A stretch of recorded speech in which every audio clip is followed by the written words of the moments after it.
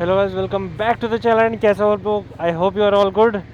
सो बहुत टाइम बाद Praneet biker is here और बाइक बहुत गंदी हो रही है भाई। आज साफ़ करूँगा बट सोचा साफ़ करने से पहले एक छोटी सी व्लॉग बना लेते हैं, क्योंकि साफ़ करने के बाद भाई हिम्मत नहीं बचेगी फिर।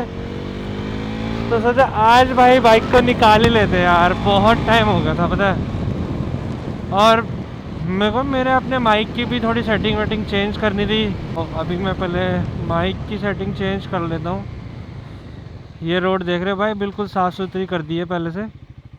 पहले हेलमेट खोलना पड़ेगा पूरा, फिर मैं आपको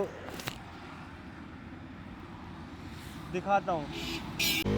तो भाई थोड़ी स्पीड में पहले जैसे आवाज़ आ रही थी, आई होप अब बाहर की जो शोर है ना वो उतनी ना आ रही हो। क्योंकि यार मैंने एक चीज़ देखा, बाहर का ना शोर आ रहा है बहुत ज़्यादा मेरे माइक से,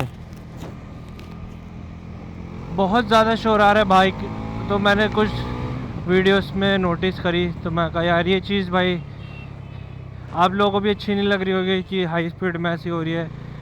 एंड अब कोई राइड भी बनेगी तो फिर स्पीड में ही चलते हैं तो मज़ा नहीं आएगा। तो इसलिए अभी एक बार माइक टेस्टिंग कर रहा हूँ। अभी फिर रोकूँगा भाई, फिर चेक करूँगा फिर से फिर। और बाइक आज भाई पता नहीं कैसे भाग सी रही है, ये देख रहे हो। इतने टाइम बाद चला रहा हूँ ना, आदत नहीं छूटी पर। भाई अभी तक बजाज वालों तुमने फ़ोन नहीं किया मुझे मीटर के लिए, मतलब मैं नहीं करूँ तो तुम भी नहीं करोगे। तो ठीक है भाई, अब पूरी वीडियो भी डालता रहूँगा, मैं रोज़ डालूँगा ठीक है, जब तक फ़ोन नहीं आएगा। मैं तो कल एक बार फ़ोन मिला के देखूँगा, मतलब फ्राइडे को या सैटरडे को। नहीं अगर उन्होंने किया भाई, सच बता रहा हूँ फ़ोन पे फ़ोन आएगा। तुम लोगों ने कहा था भाई नवंबर तक थोड़ा बिजी हैं, दिसंबर में अब आपको करवा देंगे।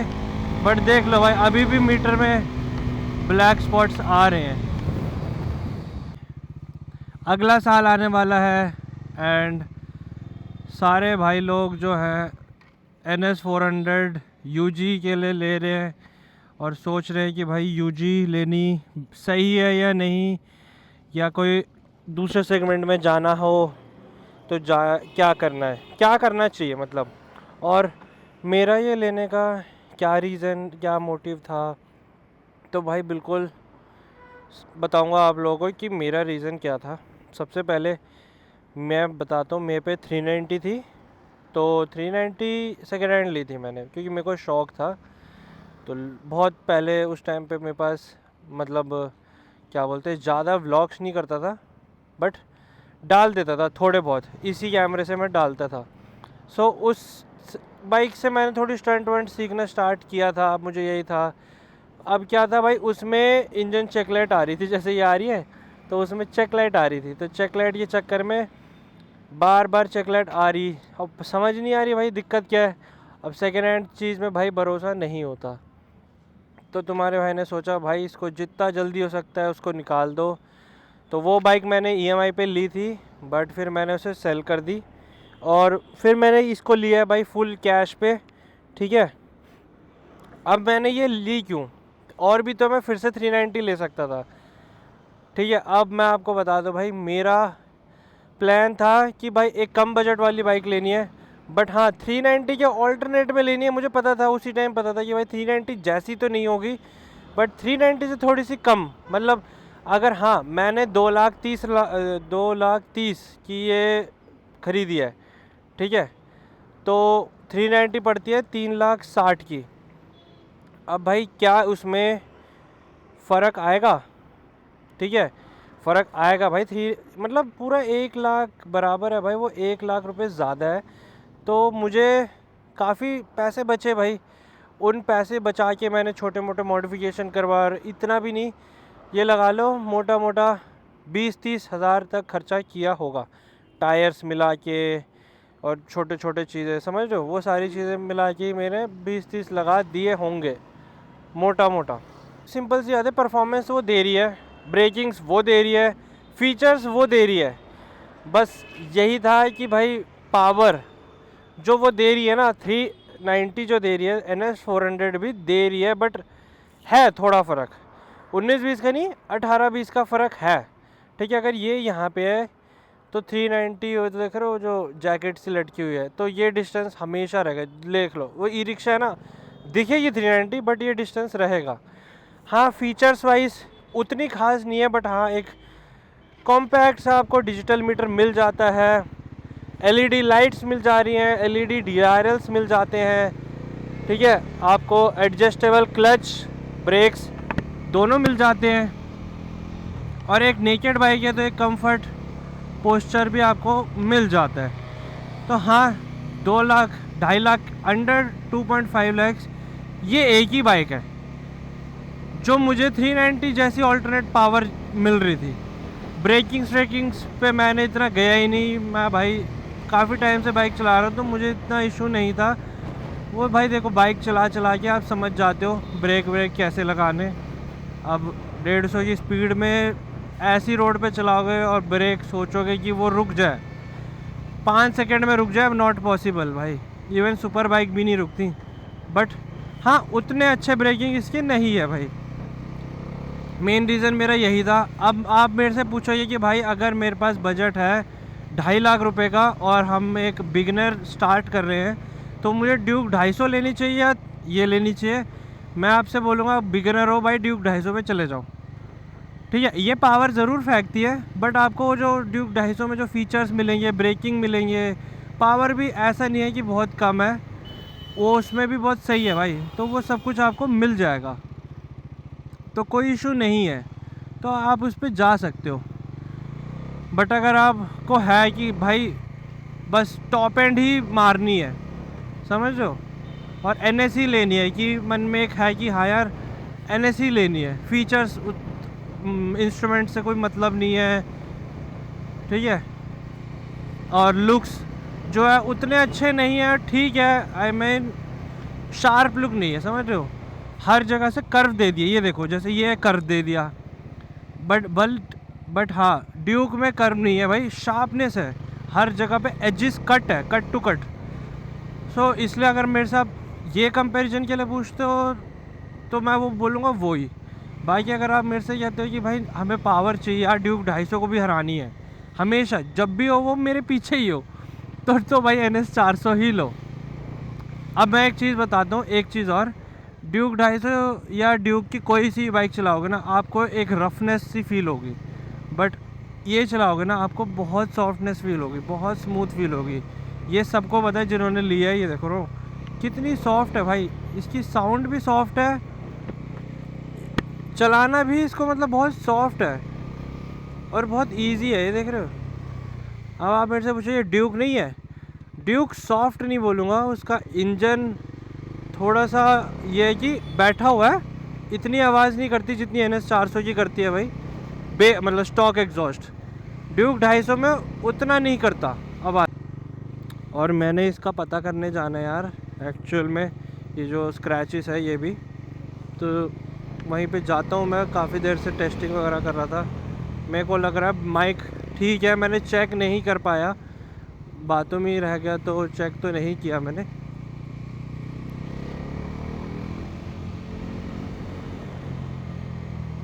बाकी देखो यार मार्केट में और भी बाइक्स हैं, ठीक है, बट देखो ड्यूक और पल्सर ही एक ऐसी बाइक है जिसमें लोग भाई स्टंट मारते हैं। और अगर आप पार्ट्स की बात करोगे तो मैं कह रहा हूँ दोनों के पार्ट्स ऑलमोस्ट सिमिलर हैं। ठीक है, जितना अगर मान लो 5,000 का खर्चा KTM की बाइक्स में आता है ना, तो इसमें भी 4,900 का खर्चा आ रहा है, कोई इतना डिफरेंस नहीं है, 100 रुपये का डिफरेंस रहेगा बस, और कोई बड़ा डिफरेंस है ही नहीं। क्या बात है भाई, गाड़ी चेक कर रहे हो, कुछ ज़्यादा ही लंबी गाड़ी है,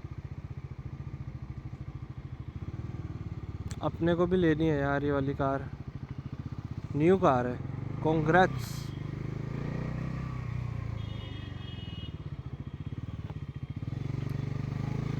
तो बाकी देखो मैंने थोड़ा बहुत आपको बताया NS 400 में क्या कमियां हैं, आपको पता है, ब्रेक्स, फीचर्स, बट पावर के मामले में कोई कमी नहीं है, इस बात की गारंटी है। 2.5 लाख में जो पावर दे रही है भाई वो बहुत ही सफिशिएंट है।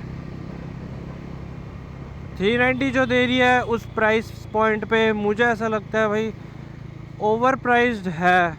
और KTM वालों ने मतलब उसको इतना 3.5 लाख की बाइक इसलिए रखी है कि हर कोई ना ले पाए, समझ रहे हो।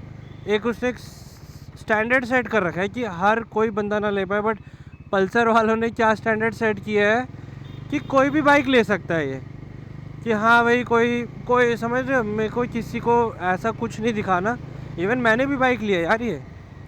तो मतलब उनका कहने का मतलब है कि भाई KTM की बाइक कोई ले तो वही ले जो मेंटेनेंस वगैरह पे ध्यान दे सकता है।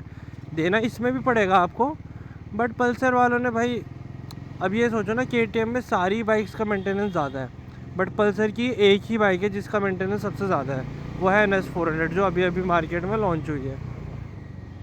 तो सबसे ज़्यादा ही इसका मेंटेनेंस है।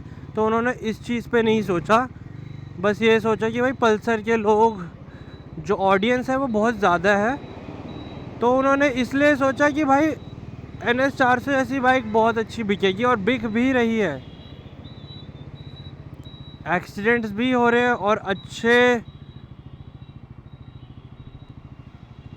क्या कर रहा था ये गाड़ी वाला, अच्छे बाइकर्स भी ले रहे हैं भाई।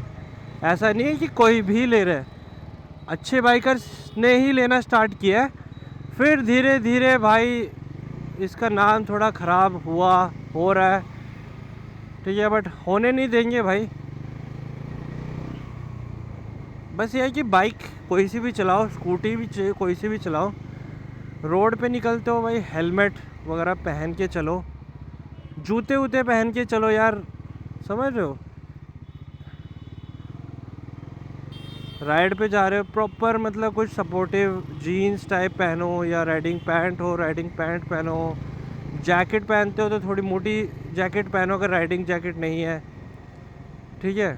ग्लव्स है नहीं है मर्ज़ी है भाई, मैं तो यही कहूँगा, क्योंकि ना ग्लव्स से होता क्या है, हाथ ना खुलते नहीं है यार, सच बता रहा हूँ, अटकते हैं भाई। मेरे को तो अटकते हैं, आप लोग अपना ज़रूर बताना अटकते हैं क्या होता है आपके साथ। खुल के नहीं चलती यार, ऐसे हॉर्न बजाना हो ना तो हाथ इधर आएगा ही नहीं। तो नए ग्लव्स में तो सबसे ज़्यादा दिक्कत होती है। बाकी राइडिंग बूट्स भाई मैं तो ले रखे हैं मैंने क्योंकि 390 जब ली थी तो मेरे को बहुत हीट लगता था नीचे, तो मैं स्नीकर्स वगैरह भी पहनता था तो बहुत ज़्यादा हीट लगता था, और बहुत शू भी उससे ख़राब हो जाते थे मेरे, इसलिए मैंने राइडिंग बूट्स ले लिए।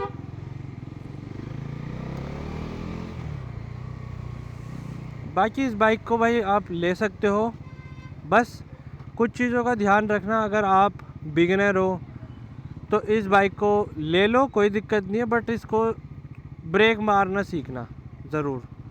रेस देना तो आप रेस तो दे दोगे, ब्रेक मारना सीखना। मैं सिखा नहीं रहा, बट आप समझना मशीन को कि कहाँ ब्रेक मारनी है और कैसे ब्रेक मारने पे कितने सेकंड में रुक रही है और नहीं रुक रही, कहाँ तक जाके रुकती है। बाइक के ब्रेक्स नहीं रुकते अगर उस स्पीड से, तो आपको गियर डाउन करना पड़ता है। पीछे भी अप्लाई करो, आगे भी अप्लाई करो। होता है स्पीड में हर बंदा आगे के अप्लाई करता है, पीछे के भूल जाता है। गियर शिफ्ट करना, डाउन करना भूल जाता है, डाउन शिफ्टिंग। तो सारी चीज़ों का ध्यान रख के कोई हाँ भाई है मेरी तरह अच्छा खासा कर रहा है, और बहुत सारे ही कर रहे हैं भाई, जितने भी अच्छे राइडर्स ले रखे हैं उन्होंने वो कर रहे हैं। बट अब जिनके उससे थोड़ा नाम ख़राब हो रहा है कि भाई एक्सीडेंट हो रहे हैं, इसमें ब्रेकिंग अच्छे नहीं है, क्योंकि भाई वो लोग वो चीज़ समझ ही नहीं पाया। अब मैं 2-4 लोगों का नाम अगर मैं लेता हूँ, उनमें से एक 90s डीमन सुना होगा भाई, उस बंदे ने इस बाइक को मतलब इन्फ्लुएंस करा, एक्चुअल इन्फ्लुएंस, कि ये बाइक ना चीज़ है, ठीक है। और भी हैं सो उनका मुझे मतलब नाम इतने अच्छे से पता नहीं, बट मैं देखता हूँ उनकी भी व्लॉग्स, स्टंट मारते हैं। एक का, अरे हाँ, एक का नाम है लॉस्ट इन ऑन, इंस्टाग्राम में आपने देखा होगा भाई, वो बंदा बढ़िया है, उसके व्लॉग्स अच्छे लगते हैं मुझे। इंस्टाग्राम पे बहुत वायरल है, बहुत ज़्यादा। सो काफ़ी सही लगते हैं भाई, वो स्टंट वंट मारता है, उसने भी काफ़ी इन्फ्लुएंस कर रखा है। अच्छा लगता है कि NS400 को लोग, अच्छे लोग करते हैं इन्फ्लुएंस, अच्छी चीज़ें बताते हैं। बाकी मैं ये स्क्रैच का एक बार पता करने जा रहा हूँ अभी। और ठीक है यार, आज के लिए इतना ही रहेगा। थोड़ा सा मुझे था कि आज मैं बाइक निकालूँ, चलाऊँ, आपसे बात करूँ।